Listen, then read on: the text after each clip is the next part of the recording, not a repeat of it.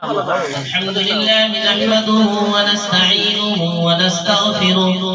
ونؤمن به ونتوكل عليه ونعوذ بالله من شرور أنفسنا ومن سيئات أعمالنا من يهده الله فلا مضل له ومن يضلله فلا هادي له ونشهد أن لا إله إلا الله وحده لا شريك له ونشهد أن سيدنا ومولانا محمدا عبده ورسوله أما بعد فأعوذ بالله من الشيطان الرجيم بسم الله الرحمن الرحيم يا أيها الذين آمنوا اتقوا الله حق تقاته ولا تموتن إلا وأنتم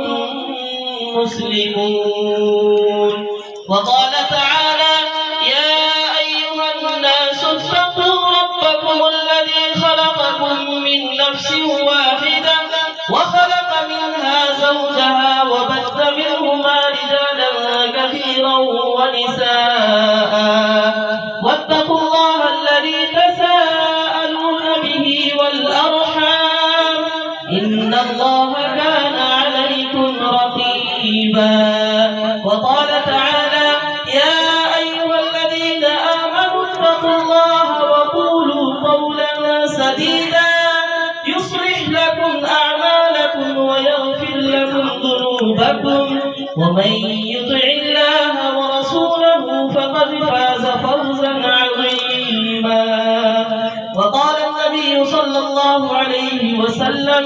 يا معشر الشباب من استطاع منكم الباءة فليتزوج فإنه أغض للبصر وأحصن للفرج ومن لم يستطع فعليه بالصوم فإن له وداء وقال عليه الصلاة والسلام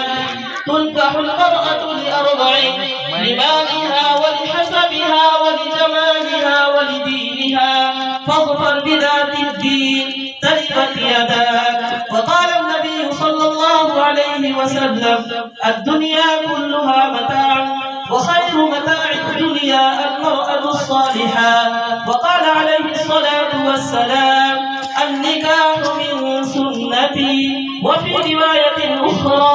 فمن رغب عن سنتي فليس مني أو كما قال عليه الصلاة والسلام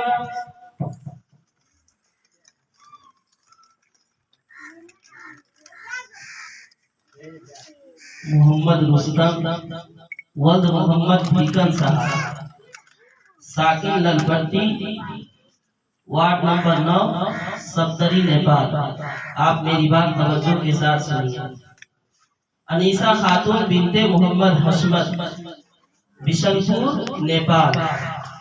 जिनका दैन महर है 1.25 लाख रुपए सिक्का राइजुल वक्त अलावा नानो नफका व सुकना। गवाह अव्वल है गुलाब नबी साकिन ललपट्टी वार्ड नंबर 9 सप्तरी नेपाल और गवाह दोम है अहमद हुसैन साकिन बिशनपुर पाको बाजार सप्तरी नेपाल। मैंने बहैसियत काजी